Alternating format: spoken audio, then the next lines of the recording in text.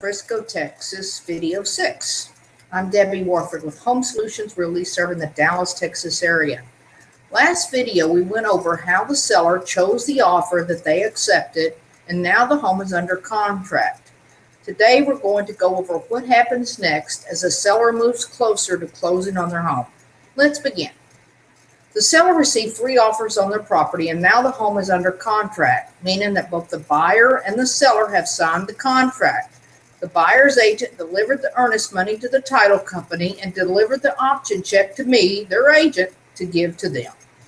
The option check gives the buyer the right under the contract to opt out of the contract and receive all of the earnest money back that was deposited at the title company. The buyer's inspector, who is now going to make an appointment to inspect the home in the next day or so, will deliver the inspection report back to the buyer, and with the help of the buyer's agent, determine what items that they are going to request the seller to replace or repair or have serviced. The seller can rest a bit easier because we tried very hard to find all the items that needed to be repaired to minimize the number of items that would be found by the buyer's inspector. The sellers had the $1,000 of handyman services that were provided to them to take care of some of those items. If the buyer's inspector brings back too large a list of home repairs, what happens sometimes is that the buyers will opt out immediately, thinking that the home has a lot of problems. This happens with older homes a lot.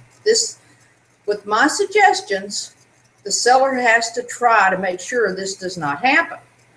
Also, if the seller knows that a certain problem exists, they must report that problem on the seller's disclosure.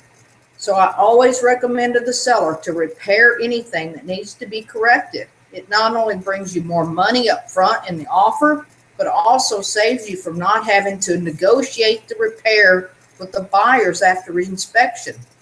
You always spend less money with no questions asked if repairs are made to the home before listing the property. Next time, we will discuss the buyer's request for repairs that the seller will be receiving soon.